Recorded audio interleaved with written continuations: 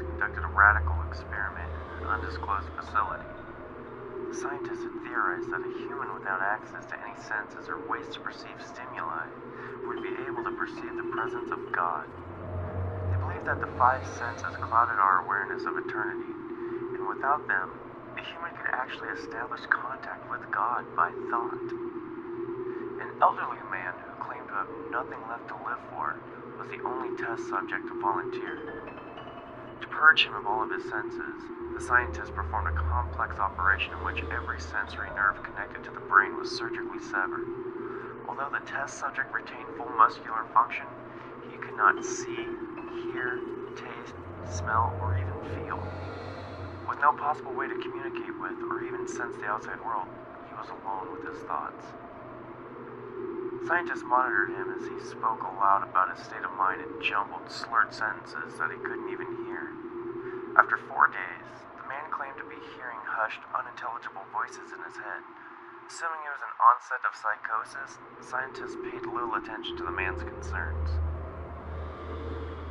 2 days later, the man cried that he could hear his dead wife speaking with him, and even more, he could communicate back. The scientists were intrigued, but were not convinced until the subject started naming dead relatives of the scientists. He repeated personal information to the scientists that only their dead spouses and parents would have known. At this point, a sizable portion of scientists left the study. After a week of conversing with the deceased through his thoughts, the subject became distressed, saying the voices were overwhelming. In every waking moment, his consciousness was bombarded by hundreds of voices that refused to leave him alone. He frequently threw himself against the wall, trying to elicit a pain response. He begged the scientists for sedatives so he could escape the voices by sleeping. This tactic worked for 3 days until he started having severe night terrors. The subject repeatedly said that he could see and hear the deceased in his dreams. Only a day later, the subject began to scream and claw at his non-functional eyes, hoping to sense something in the physical world. The hysterical subject now said the voices of the dead were deafening and hostile, speaking of hell and the end of the world. At one point, he yelled, "No heaven, no forgiveness," for 5 hours straight. He continually begged to be killed, but scientists were convinced that he was close to establishing contact with God.